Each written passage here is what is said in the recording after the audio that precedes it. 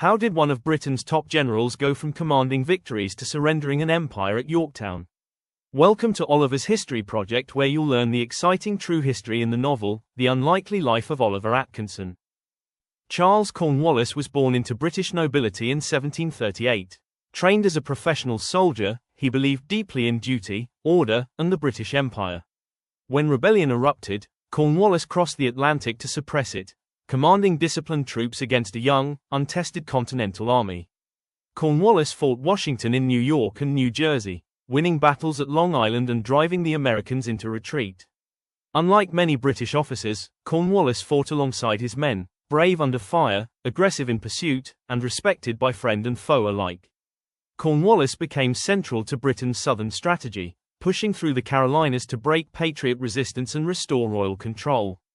American commanders like Nathanael Greene avoided direct battle, bleeding Cornwallis's army through distance, attrition, and constant pressure. In 1781, Cornwallis fortified Yorktown, only to be trapped by American forces and the French Navy. His surrender effectively ended the war.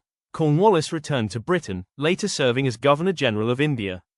He died in 1805, remembered not for disgrace, but for commanding Britain's last stand in America.